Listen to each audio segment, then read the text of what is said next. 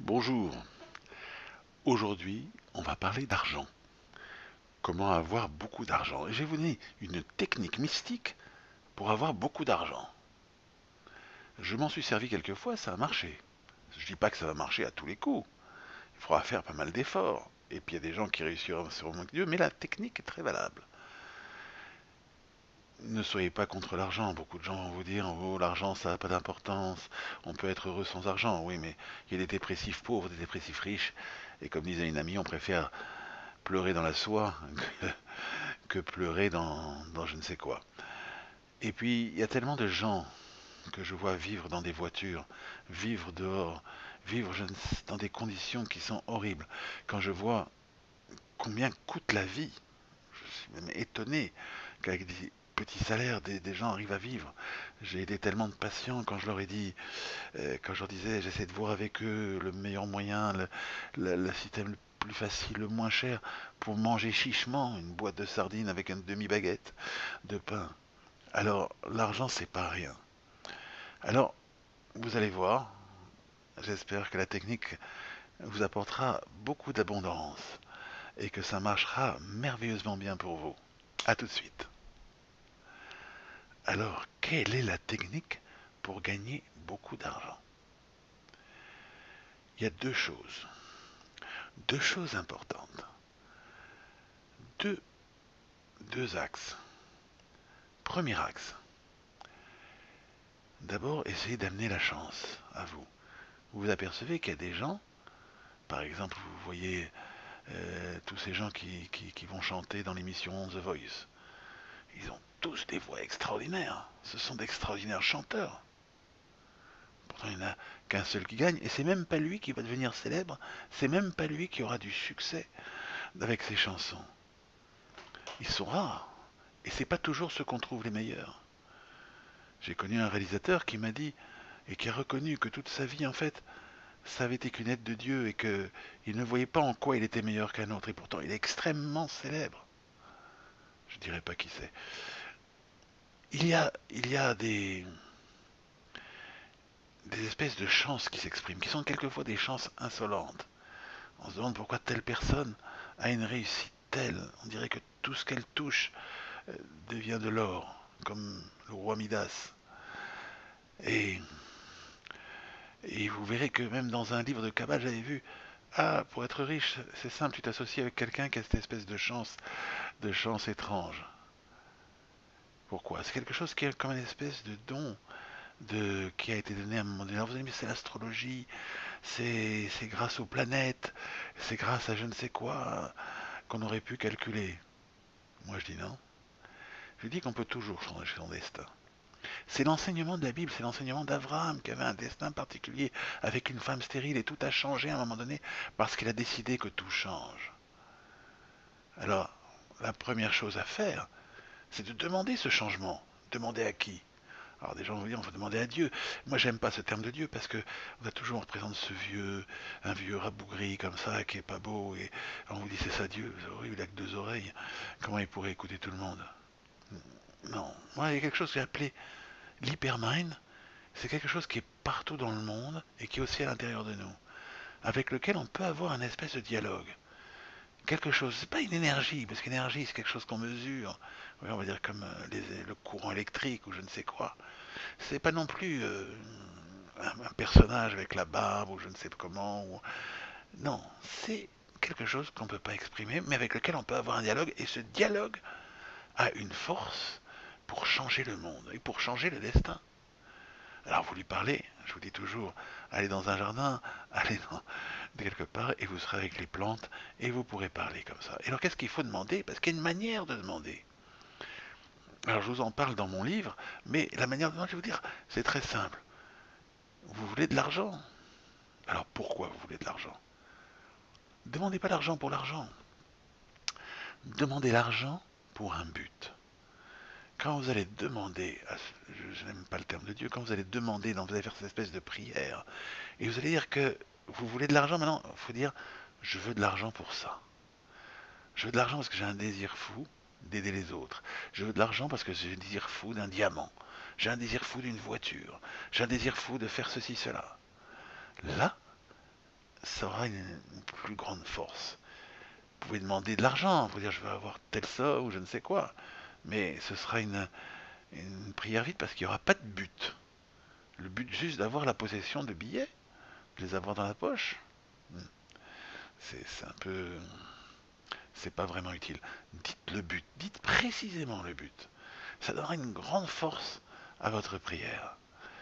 Dites précisément ce que vous voulez et ce que vous voulez obtenir. Si vous voulez de l'argent, ne demandez pas l'argent, mais demandez ce que va vous apporter l'argent. Et quand vous allez faire des affaires, alors là on sort dans un deuxième axe. Vous devez faire des affaires, vous devez faire vendre des choses. Alors c'est très simple. Le commerce, c'est prendre un objet, prendre quelque chose, un service aussi, et il a telle valeur, vous le prenez, vous le proposez à une autre valeur. Vous achetiez des chaussettes, 10 paires de chaussettes, donc comme vous avez acheté 10 paires, vous les achetez à 1 € chaque paire, et bien vous allez les vendre 2 € quand vous irez au marché ou faire je ne sais quoi. C'est comme ça que vous allez gagner votre vie. Quelquefois, les gens multiplient par 2, par 3 le produit, ou alors c'est le produit qu'ils ont créé eux-mêmes. Un artiste comme Picasso va faire un petit dessin, et puis ce dessin va se vendre des millions. Ça lui aura coûté que le peu d'encre qu'il y aurait dans son stylo, plus la feuille de papier. C'est-à-dire quasiment rien. Donc on peut faire une multiplication extraordinaire selon ce qu'on a. Alors vous allez me dire, et beaucoup de gens vont me dire, mais moi je sais rien faire. Picasso, je comprends. Picasso c'est un artiste. En plus, il est connu, et moi je sais rien faire. En plus, encore pire que ça, je suis pas commerçant. Picasso, il a été malin, il a su vendre ses œuvres. Moi, je sais pas. Je suis ni commerçant et j'ai pas de et je sais pas quoi faire. Eh ben c'est faux. Picasso, il a été pauvre pendant longtemps, il a cru à son pouvoir créatif. Vous aussi, vous avez un pouvoir créatif. Il faut que vous le trouviez. Ne croyez pas que vous n'en avez pas. Chaque humain qui est sur Terre a un pouvoir créatif spécial. C'est en ça qu'il est humain. C'est en ça qu'il est humain. Trouver la nourriture, aller chasser le zèbre, ça c'est donné aux animaux. Maintenant, faire quelque chose qui va changer le monde, qui va changer la relation du monde avec elle-même, avec vous, avec les autres, ça c'est quelque chose de spécial. Et vous avez un pouvoir créatif. Je ne sais pas dans quoi il va s'exprimer. Ça peut être dans la vente d'un objet, dans la création d'une société, dans je ne sais quoi, mais vous l'avez. Ce pouvoir créatif, soyez-en convaincus. Même si vous considérez que vous n'avez rien en vous, vous avez un pouvoir créatif en vous. Il y a quelque chose en vous qui a une force extraordinaire, comme une espèce de don que vous avez pour quelque chose et que vous devez trouver et qui doit s'exprimer à un moment donné. Et tant que ça ne s'exprimera pas, eh ben ça vous fera souffrir. Et l'argent, si vous voulez vendre quelque chose, vous n'allez pas essayer de vendre pour d'acquérir de l'argent pour vendre. C'est pas ça le but. Là, vous risquez de devenir un voleur. Parce que vous allez vendre n'importe quoi et tout le but ce sera simplement d'avoir des pièces. Vous dites et vous pensez dans votre tête, je veux ça. Je veux vendre ça pour que les gens aillent mieux, etc. J'en ai quelqu'un qui avait ouvert un restaurant. Il avait ouvert un restaurant chinois, c'était rare à l'époque, qui était d'un certain style. Et il avait dit, parce que les gens, je veux qu'ils mangent comme ça, de cette nourriture extrêmement bonne, et je la trouve très bonne, et je veux qu'ils en mangent comme ça, et il a très très bien réussi. En fait, pour devenir riche, c'est comme pour tout à l'heure la prière dont je parlais, il faut aller plus loin que simplement la demande d'argent. Il faut aller vers un but, et là, vous réussirez. Lorsque Picasso faisait ses dessins et qu'il ne gagnait pas d'argent, il faisait ses dessins. Vasarely a dit pendant longtemps, il a travaillé à faire des petites œuvres d'art pour payer son amour qu'il avait de faire ces espèces d'œuvres comme ça, géométriques. Beaucoup de gens ont été pendant un temps, ils ont cru à leur pouvoir créatif, puis ça a pris du temps. Moi, je me rappelle quand j'étais étudiant, j'avais travaillé, c'était extrêmement dur, dans une société de nettoyage. Il fallait nettoyer avec des énormes éponges des immeubles, je sais pas combien d'étages. C'était des équipes comme ça, c'était horrible. Complètement horrible. D'ailleurs, j'ai pas tenu très longtemps. D'ailleurs, ils m'ont renvoyé. J'y arrivais pas bien. Je travaillais pas assez. Je faisais pas assez vite le mouvement de nettoyage. Et vous savez, quand je rentrais le soir, je me rappelle, je l'ai pas fait longtemps. Hein, en fait, vous inquiétez pas, je me suis débrouillé autrement. Et mais quand je rentrais le soir, c'était pensais qu'à dormir. Qu'à dormir. Eh bien, il y avait des gens avec moi dans l'équipe. Il y en avait qui ont fait des études. Il y en a qui avaient des petits dons artistiques, qui faisaient des choses le soir, etc. Je sais pas, je les ai plus, on s'est plus trop suivi après. Je sais pas ce que c'est devenu, mais je trouvais ça extraordinaire. Je trouvais ça extraordinaire que des gens sortaient de là où on les avait mis en prison. Dans cette espèce de prison du travail, prison de l'argent, ils arrivaient à en sortir quand même, dans ces moments du soir. On vous trompe beaucoup avec cette histoire de vous allez faire des heures supplémentaires, c'est comme ça que vous gagnerez plus d'argent. C'est pas vrai, les gens ne deviennent pas riches comme ça, ils deviennent riches en employant d'autres, ils deviennent riches en donnant une valeur ajoutée à un objet, et c'est comme ça que quand ils revendent cet objet, c'est ainsi qu'ils deviennent riches. Ces gens que j'avais connus à l'époque, ils avaient un petit salaire. Ils avaient un petit salaire, et même si on leur aurait donné 10% de plus ou 20% de plus, ils ne seraient pas devenus riches pour autant. Ils auraient été plus fatigués. Je suis sûr même que d'ailleurs, ils faisaient des heures supplémentaires, et des fois d'ailleurs, c'était pas sympa, on leur payait pas toujours. Et alors, il faut à un moment donné sortir. Sa tête sorte du sentier battu, elle sorte de ce qui était le destin, et elle va faire quelque chose qui correspond à son pouvoir créatif. Et vous l'avez, et vous pourrez trouver, quel que soit votre travail, quel que soit le nombre d'heures que vous travaillez.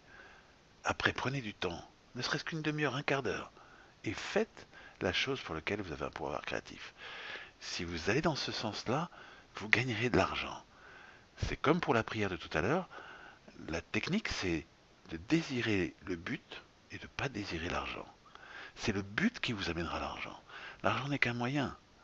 Vous voyez, c'est comme si quelqu'un voulait s'acheter un train parce qu'il dit c'est normal parce que je vais souvent à Marseille, je fais souvent Paris-Marseille, donc ce serait bien que j'ai un train. Non, il fera Paris-Marseille de la façon qu'il veut, mais il ne cherchera pas. Par exemple, s'il doit aller à Marseille et qu'il dit comment faire, le but ce sera pas de chercher à acheter le train pour aller à Marseille. Il prendra un billet, il partira à Marseille et puis voilà. Mais pas se mettre à acheter. C'est en ça qu'il y a une perte d'idées. Vous voyez ce que je veux dire, on oublie le vrai but. Et le vrai but, c'est ce qui vous fait vivre. Ne pas aller dans votre vrai but, dans votre pouvoir créatif, ça vous fera souffrir. Et vous gagnerez de l'argent quand vous irez vers votre but. C'est une technique. C'est une technique qui est pour ça. Comme la technique que je vous disais tout à l'heure. Quand vous demandez, demandez pour le but. Demandez pour quelque chose pour lequel vous aurez besoin d'argent. Et tout vous sera donné. Et vous obtiendrez tout. Et je vous le souhaite avec la plus grande abondance.